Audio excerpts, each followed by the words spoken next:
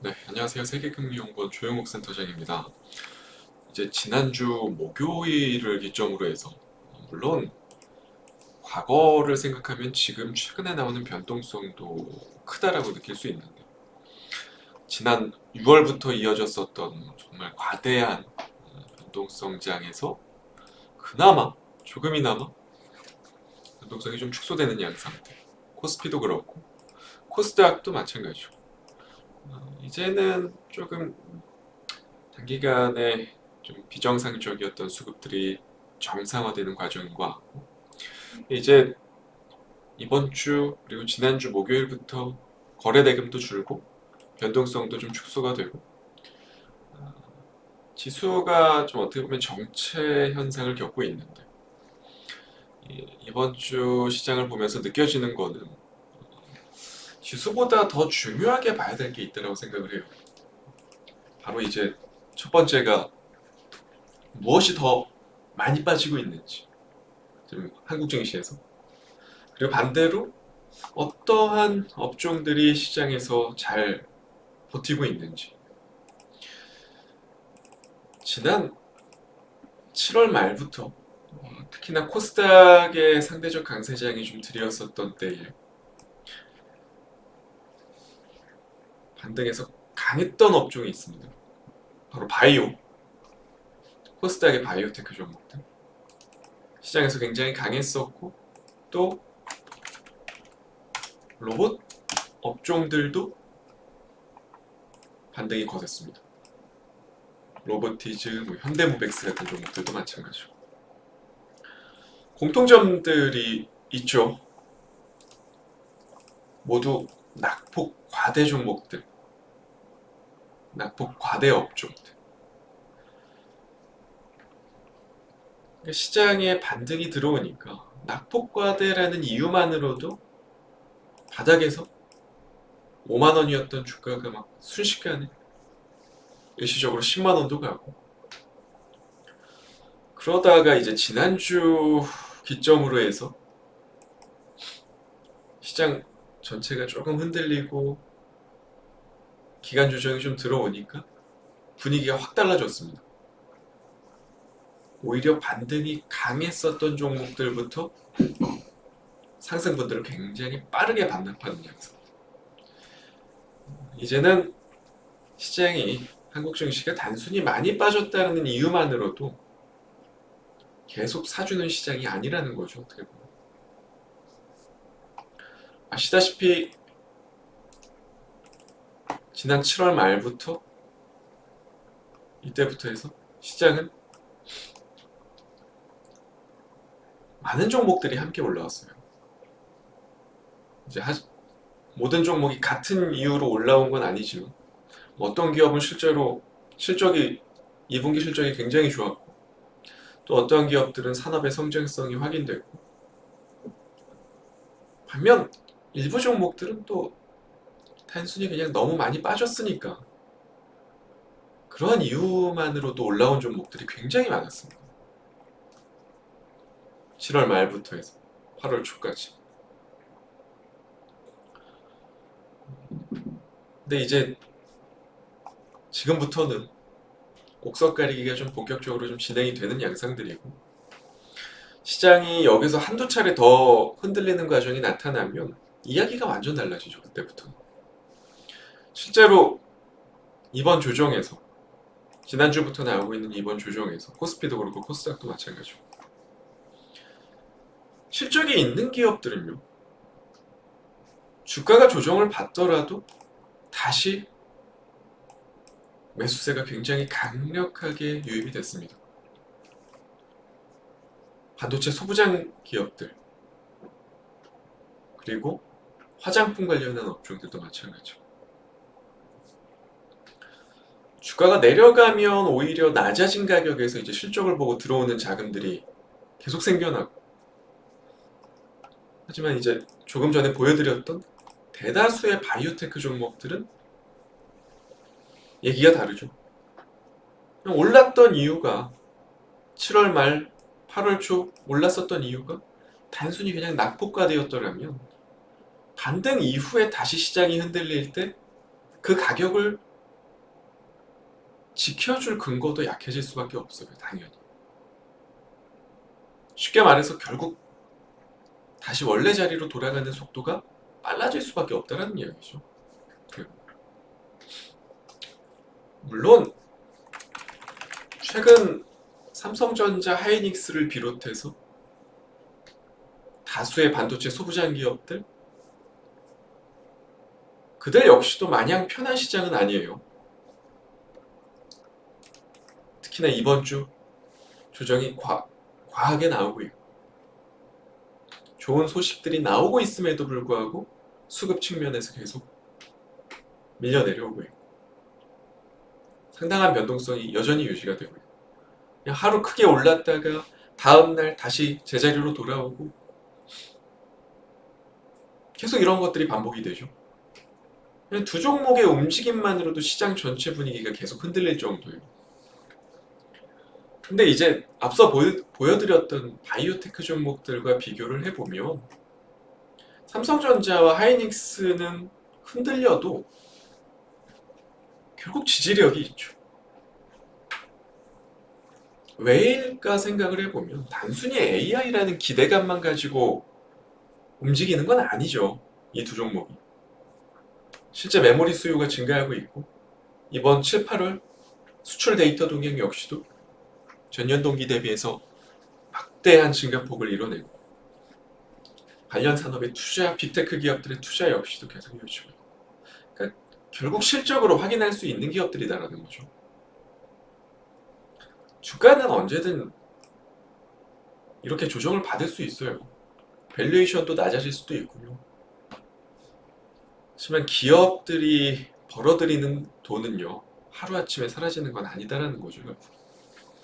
그래서 지금처럼 시장 분위기가 불안정하고 유동성이 축소되는 국면에서는요, 대다수의 투자자들은 숫자를 다시 볼 수밖에 없는 그런 현상이 만들어진다는 거예요. 반대로 바이오처럼 미래 성장에 대한 기대가 주가에서 차지하는 비중이 높은 업종들은요, 로봇도 그렇고 바이오테크도 그렇고 2차 전지도 마찬가지고 조금 더 조심해야 될 필요가 있죠. 특히나 이러한 숫자가 안 나오는 말 그대로 꿈을 먹고 사는 업종들은요,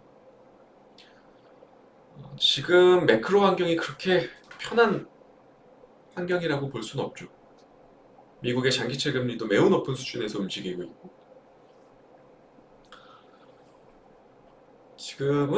지금 당장 돈을 잘 버는 기업보다도 몇 년 뒤에 크게 성장할 겁니다, 이러한 기대를 기반으로 평가받는 기업들은요, 상대적으로 지금 고금리 부담, 그리고 한국 역시도 올해 기준금리 인상 최소 2회 정도는 예정이 되어 있는, 이미 1회 진행됐고 한 차례 더 진행될 예정이고, 내년도 장담할 수 없고,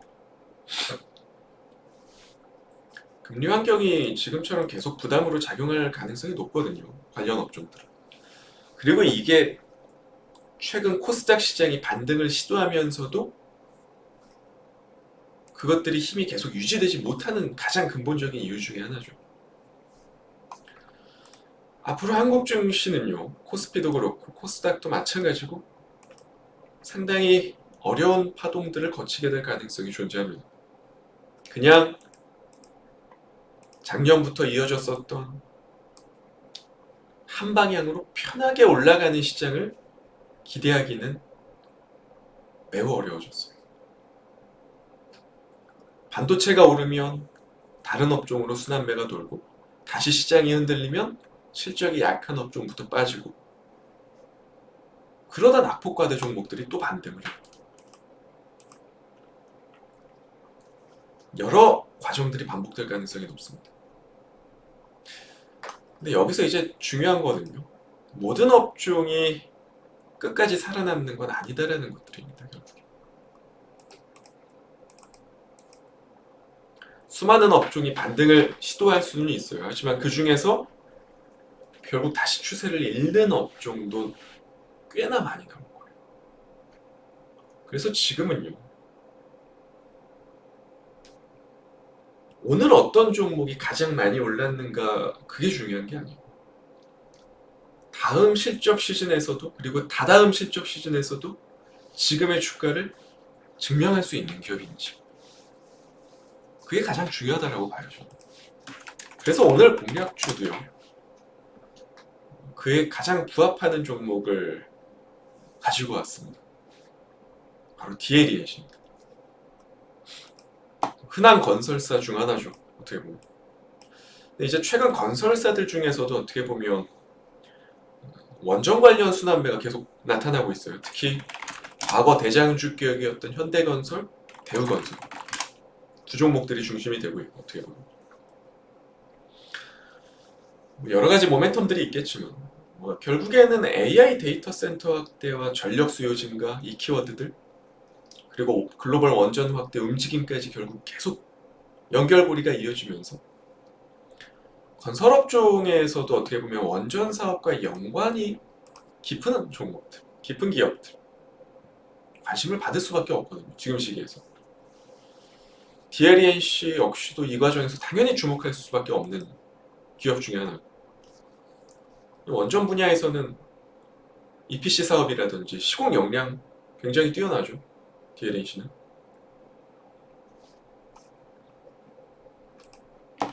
근데 중요한 건 아까 말씀드렸던 그 숫자가 나오는 기업. 지금 결국 숫자입니다. 중요한 거는 GS건설과 놓고 비교를 해봐도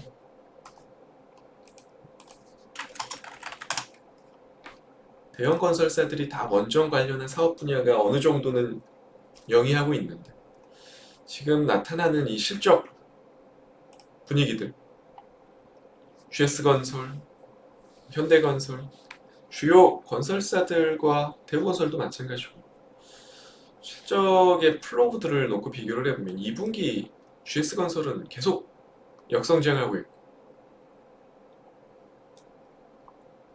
추정치 대비해서 계속 낮은 실적이 나타나고 있고, 반면에 DLENC 같은 경우는 이번 2분기에 완전히 돌아섰거든요. 컨센 대비해서도 30% 서프라이즈가 나오고.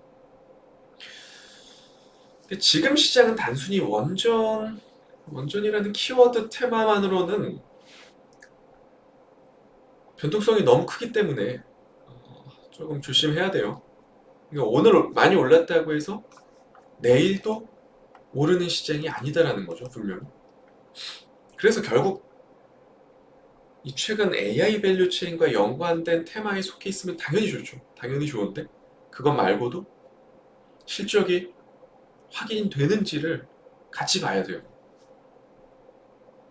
그런 측면에서 어떻게 보면 DLENC 같은 경우는 최근 건설 업종 내에서도 상대적으로 빠른 실적 회복 흐름을 계속 보여주고 있고, 이 건설업이 아시다시피 거의 원가 부담이 굉장히 높아지고 있고, 특히나 부동산 경기 둔화가 또 심해지다 보니까 공급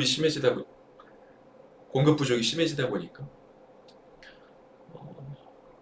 실적 회복 속도에 있어서 아까 보여드렸던 GS건설이라든지 다른 대형 건설사 대비해서 좀 차별화가 나타날 수 있는 기업들이 필요하거든요. 결국 지금 시장이 원하는 조건과 잘 맞아떨어지죠. DLH 같은 종목들. 산업적인 모멘텀이 있죠. 새로운 성장 스토리 갖추고 있죠. 동시에 숫자로도 증명할 수 있는 기업들. 지금 시장에서 흔치 않아요. 그런 종목들이 많지는 않습니다. 그래서 오히려 DLH 같은 종목들은 이번 조정 과정에서 물론 원전으로 떠올랐지만 또 원전으로 가격 조정이 상당히 딥하게 들어왔거든요. 그렇기 때문에 지금이 어떻게 보면 다시 매수할 수 있는 찬스가 되지 않겠나. 그래서 오늘 공략주는 DLENC를 가지고 왔습니다. 아까도 말씀드렸듯이 지금 시장의 변동성이 약간은 축소가 됐지만 여전히 하루에도 막 지수가 3~4%씩 움직이는 시황이기 때문에 이렇게 변동성이 커질수록 오히려 무엇이 빠지는지 그리고 무엇이 버티는지 잘 보셔야 되고, 그리고 해당 기업이 다음 실적으로 지금의 주가를 증명할 수 있는지 여부들, 이런 것들을 잘 확인하시면 좋을 것 같습니다. 오늘 공략주 DLENC였고요. 저는 다음 주 이 시간에 또 좋은 종목 가지고 찾아뵙도록 하겠습니다. 감사합니다.